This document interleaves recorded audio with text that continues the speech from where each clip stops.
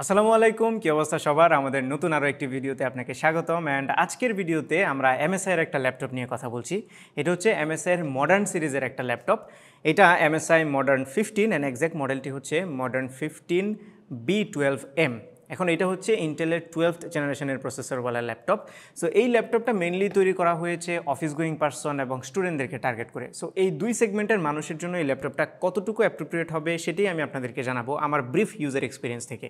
যদিও এটা নিয়ে খুব ইনডেপথ অ্যানালাইসিস কিংবা বেঞ্চমার্ক আমরা করব না, বাট একজন বেসিক ইউজার এই ল্যাপটপটা ইউজ করার সময় কী কী সমস্যা ফেস করতে পারে এবং এটার ভালো দিক কী আছে মন্দ দিক কী আছে সেগুলোর দিকেই আমরা বেশি ফোকাস করব। সো আমরা যদি এটা ডিজাইন এবং বিল্ড কোয়ালিটির কথা বলি, লুকওয়াইজ আমার কাছে ঠিকঠাক লেগেছে। একটা জিনিস আমার কাছে একটু প্রিমিয়াম মনে হয়েছে, সেটা হচ্ছে এটার উপরের একটা টেক্সচার আছে, টেক্সচার ঠিক বলবো না, এক ধরনের ম্যাটেরিয়াল ইউজ করা হয়েছে যেটা বেশ সফট একটা ফিল দেয়, কোনো একটা কোটিং এখানে দেওয়া হয়েছে, এই জিনিসটা ভালো লেগেছে। ডার্ক কালার ব্ল্যাক কালারের একটা ল্যাপটপ, উপরের দিকে এমএসআই এর ব্র্যান্ডিং আছে। এটার ওজন হচ্ছে 1 কেজি 700 গ্রাম, তার খুব একটা লাইট ওয়েটও না আবার খুব হেভিও না। আর ল্যাপটপটা বেশ মোটাসোটা। সো পোর্টেবিলিটির কথা যদি বলেন তাহলে 15 ইঞ্চির ল্যাপটপ যেহেতু, সো যে কোনো ব্যাগে আপনি ক্যারি করতে পারেন, বাট একটু হেভি সাইডে এই ল্যাপটপটা 15 ইঞ্চ হিসেবে। আমরা যদি এটা লিডটা ওপেন করি তাহলে প্রথমেই যে জিনিসটা নোটিস করেছি আমি, সেটা হচ্ছে পেছনের দিকে একটা রাবার প্যাডিং আছে এখানে। এইটার ফলে এই ল্যাপটপটা যখনই লিডটা ওপেন করি তখন হালকা একটু টিল্ট হয়, যার ফলে নিচে এয়ার ফ্লো একটু ভালো হয়, পাশাপাশি টাইপিংয়ের জন্য কিবোর্ডটাও আর একটু জাস্ট উপরের দিকে ব্যান্ড হয়, যার ফলে একটা বেটার এক্সপিরিয়েন্স পাওয়া যায়। আর আমরা যদি ডিসপ্লেটার দিকে তাকাই তাহলে এটা হচ্ছে 15.6 ইঞ্চির ফুল এইচডি প্লাস রেজুলেশনের একটি আইপিএস লেভেল ডিসপ্লে।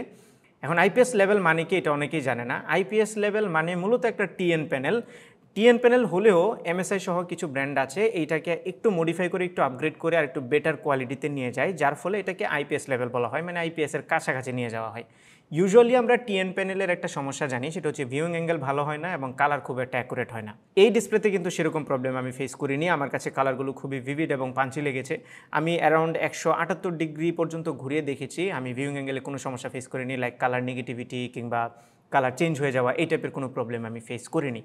তবে টিএন প্যানেলের যেই একটা ছোট্ট সমস্যা কালার অ্যাকুরেসি, সেই প্রবলেমটা এই ডিসপ্লেতে আছে। এটা কিন্তু খুব একটা কালার অ্যাকুরেট না। ফর এক্সাম্পল এটাতে 45% এনটিএনসি অফার করা হচ্ছে। সো আপনি যদি খুব কালার সেন্সিটিভ কাজ করতে চান তাহলে এই ডিসপ্লেটা আপনাকে ভালো রেজাল্ট দেবে না।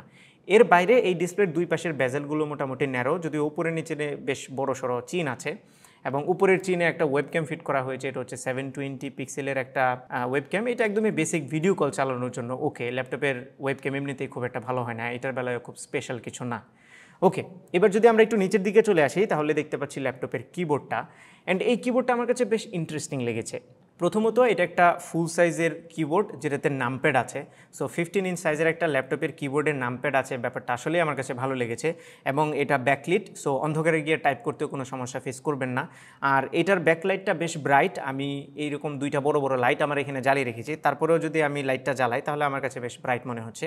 সেই সাথে কিবোর্ডের ব্রাইটনেসটা আপনি কয়েকটা স্টেজে কন্ট্রোলও করতে পারবেন কিবোর্ড শর্টকাটের মাধ্যমে, এই বিষয়টাও ভালো লেগেছে। তবে নামপ্যাড দিতে গিয়ে একটা জায়গাতে একটু আমার মনে হয় স্যাক্রিফাইস করতে হয়েছে, সেটা হচ্ছে কিবোর্ডের সাইজটা। ওভারঅল কিবোর্ডটাকে একটু কম্প্যাক্ট করা হয়েছে, বাটন সাইজগুলোকে একটু ছোট করা হয়েছে। নামপ্যাডের বাটনগুলোও রেগুলার বাটনের চাইতে সাইজে একটু ছোট, যেটাকে দেখতে একটু আনইউজুয়াল লাগে। সেই সাথে স্পেস বারটাকে একটু বাম পাশে অ্যালাইন করা হয়েছে, মাঝখানে রাখা পসিবল হয়নি যেহেতু ডান পাশে আরও অনেকগুলো কি নতুন করে অ্যাড করতে হয়েছে, যার ফলে একটু বামে চাপিয়ে দেওয়া হয়েছে।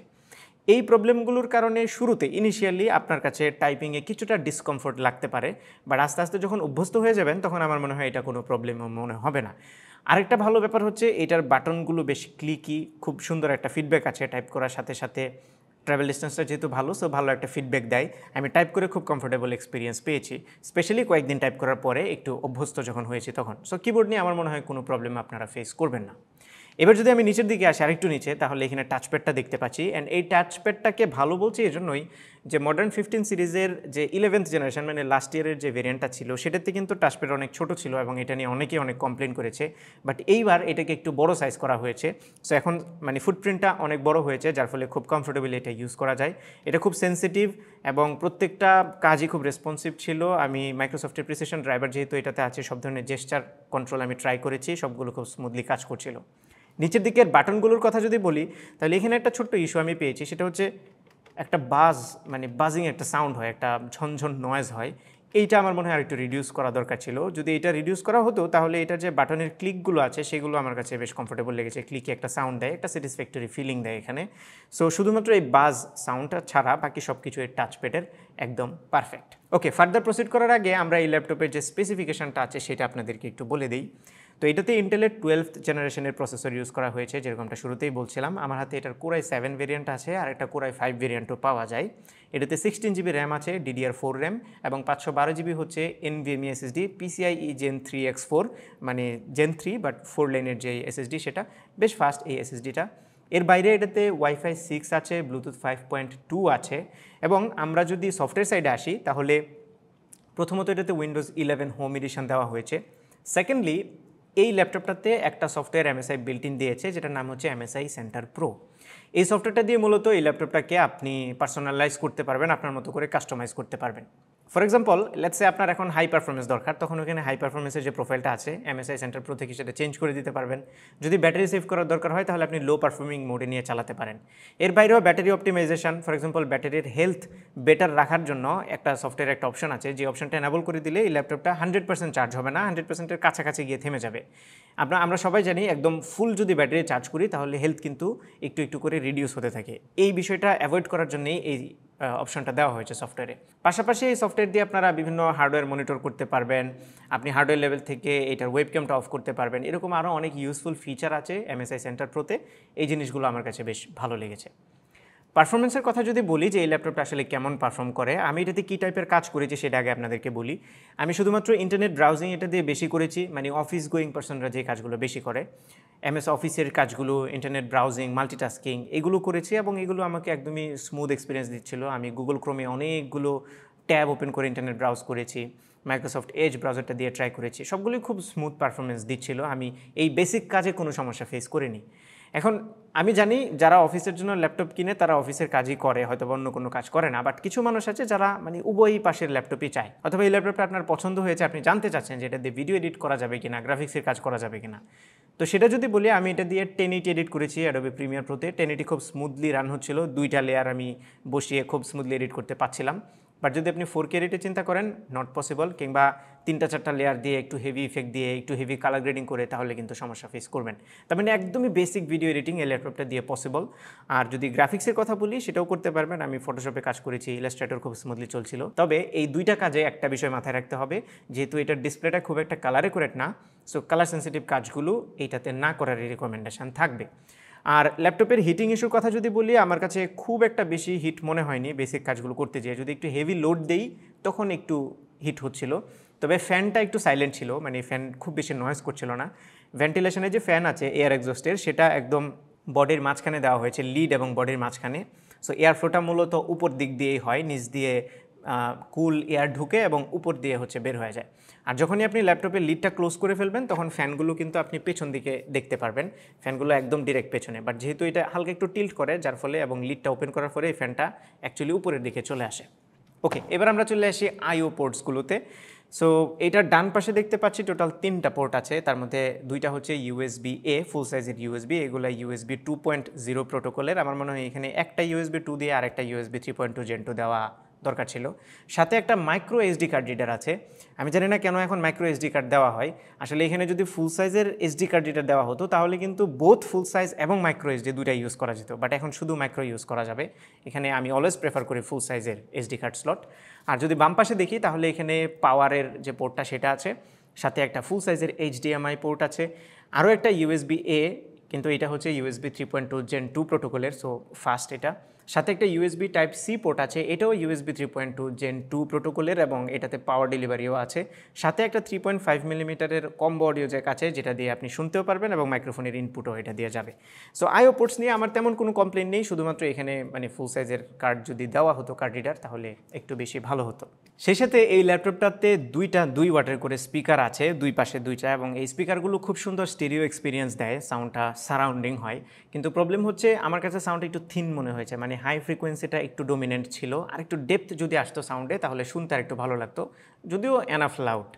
আর ব্যাটারির কথা যদি বলি তাহলে এই ল্যাপটপটিতে 39.3 ওয়াট আওয়ারের 3 সেল ব্যাটারি দেওয়া হয়েছে, এবং এই ব্যাটারিটা দিয়ে আমি আমার ইউজুয়াল ইউসেজে অ্যারাউন্ড 6 to 7 আওয়ার্সের মতো ব্যাটারি ব্যাকআপ পাচ্ছিলাম। সো আপনারা যদি খুব হেভি ইউজ করেন তাহলে হয়তো আর একটু কম পাবেন, বাট ইউজুয়াল ইউজে এরকমই এক্সপেক্ট করতে পারেন 6 to 7 আওয়ার্সের মতো। আর এই ল্যাপটপের সাথে যে চার্জারটা আসে সেটা হচ্ছে 65 ওয়াটের। এই চার্জারটা দিয়ে এই ল্যাপটপটা খুব ফাস্ট চার্জ হবে। ইউজুয়ালি আমরা কিন্তু আরও লো ওয়াটের চার্জার দেখে থাকি, সো চার্জিং স্পিডটা নিয়ে আমার কোনো কমপ্লেন নেই। ওকে, সো এই হচ্ছে মোটামুটি এই ল্যাপটপের পুরা একটা ওভারভিউ। আমি বিশ্বাস করি যে সবগুলো ইনফরমেশনই আপনারা পেয়েছেন এবং এই ল্যাপটপটা আসলে কাদের জন্য অ্যাপ্রোপ্রিয়েট হবে সেটাও আপনারা বুঝতে পেরেছেন। তারপরে আমি ফাইনালি যদি প্রাইসটা বলে দেন একটু কনক্লুশনে যাই, তাহলে আমি বলবো এটার যে প্রাইস, কোরাই 7 ভেরিয়েন্ট যেটা আছে সেটার দাম হচ্ছে অ্যারাউন্ড 95,000 টাকা, আর কোরাই 5 ভেরিয়েন্টের দাম হচ্ছে অ্যারাউন্ড 85,000 টাকা, মানে 10,000 টাকার প্রাইস ডিফারেন্স। যদি আপনার একটু বেটার পারফরমেন্স দরকার হয় দেন গো উইথ কোরাই 7। এখন শুধুমাত্র অফিস গোয়িং পারসন এবং স্টুডেন্টরা যদি এই ল্যাপটপটা নেন, পাশাপাশি আপনি যদি টুকটাক ফ্রিল্যান্সিং করেন, একটু হালকা ভিডিও এডিটিং এবং খুবই বেসিক ফটো এডিটিং এই টাইপের কাজগুলো যদি করেন, তাহলে এই ল্যাপটপটা আপনার জন্য অ্যাপ্রোপ্রিয়েট। শুধু একটা জিনিস মাথায় রাখবেন, যেন খুব কালার সেন্সিটিভ কাজ করার জন্য এই ল্যাপটপটা যদি নেন তাহলে আপনার জন্য প্রবলেম হবে। পাশাপাশি আপনি যদি গেমার হন, এটা কিন্তু গেমিং ল্যাপটপ না, এটা মূলত অফিস গোয়িং পারসনদের জন্য।